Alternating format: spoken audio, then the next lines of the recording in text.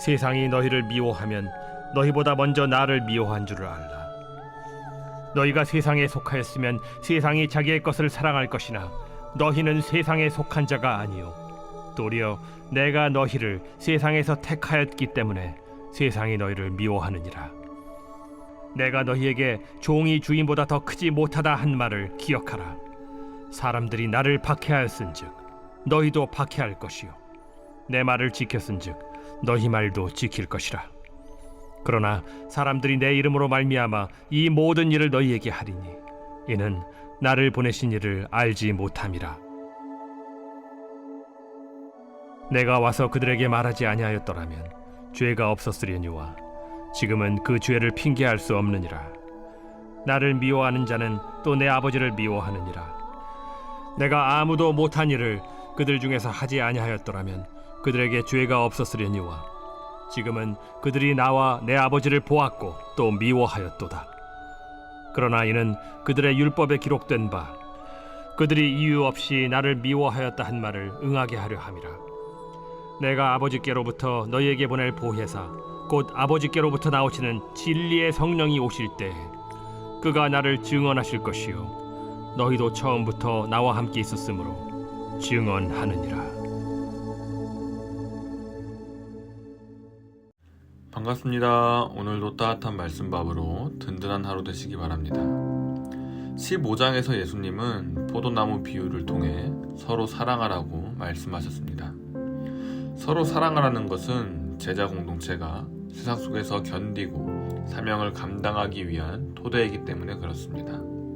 그런데 오늘 본문부터 분위기가 갑자기 바뀝니다. 지금까지는 공동체 안의 사랑이 주제였다면 이제는 공동체 밖의 미움과 박해를 다룹니다.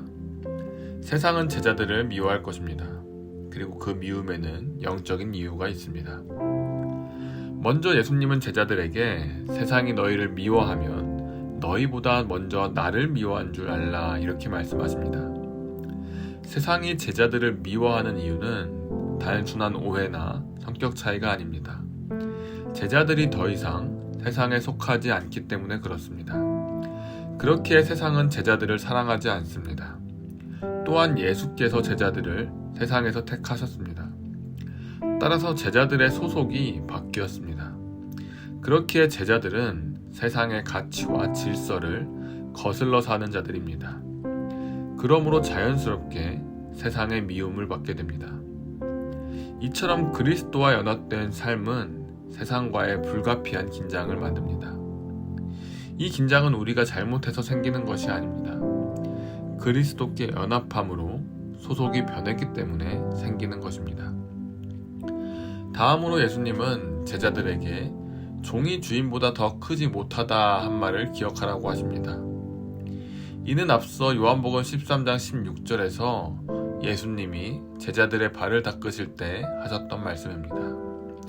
그리고 그 핵심은 너희의 스승인 내가 박해를 받은 것처럼 제자인 너희도 박해를 받는다는 것입니다. 이처럼 제자는 스승의 길을 따라 걷는 자입니다. 그러나 제자들이 박해만 받는 것은 아닙니다. 20절에서 예수님이 내 말을 지켰은즉 너희 말도 지킬 것이라는 말씀처럼 복음이 반드시 박해를 가져오는 것은 아닙니다. 그 말씀을 듣고 행하는 자들 또한 낳습니다. 즉, 또 다른 제자를 낳는다는 사실입니다.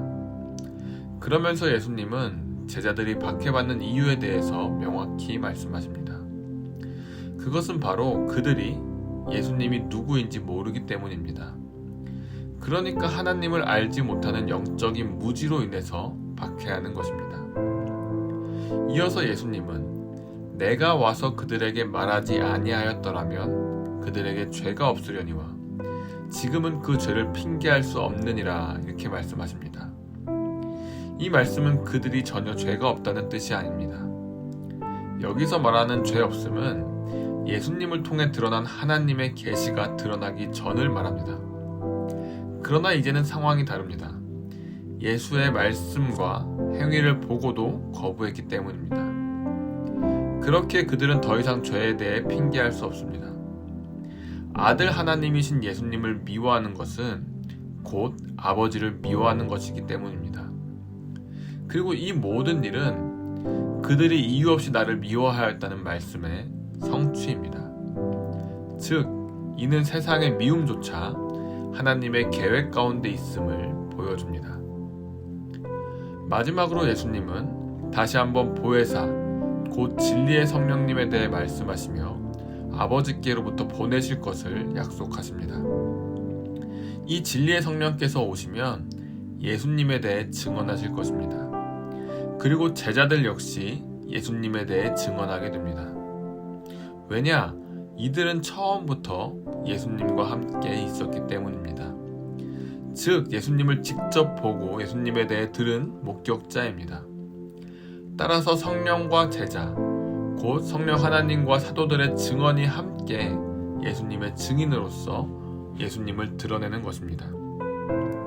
그리고 오늘날 우리는 이 사도들의 증언, 곧 성경 위에 서서 성령의 도우심을 힘입어 동일하게 예수 그리스도를 세상 앞에 증언하는 부름을 받았습니다.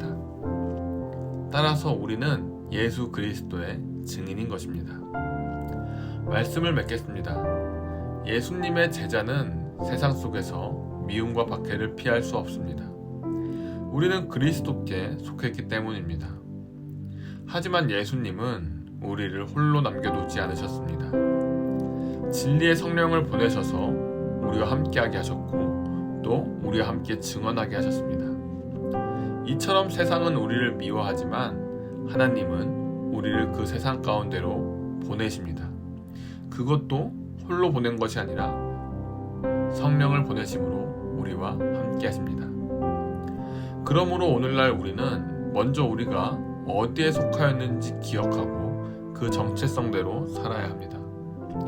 우리는 예수님께서 세상에서 택한 자입니다. 그러므로 우리는 세상의 박해 속에서 택함 받은 자로서 그리스도의 사람답게 살아야 합니다. 다음으로 우리는 우리의 스승 되시는 예수님이 걸으신 그 길을 기꺼이 따라 걸어야 합니다. 예수님은 박해를 받으셨습니다. 따라서 제자인 우리가 걷는 그 길도 박해가 따라오는 고난의 길입니다. 그러나 박해만 있는 것은 아닙니다.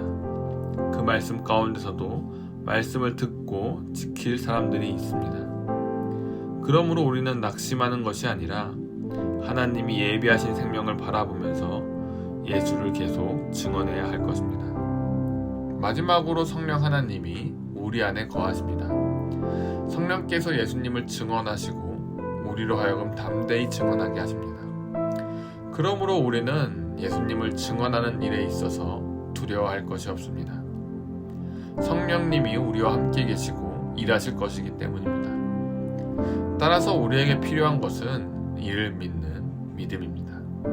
그러므로 여러분, 세상의 미움 속에서도 성령과 함께 예수를 증언하는 증인으로 살아가는 여러분 되시길 주님의 이름으로 축복합니다.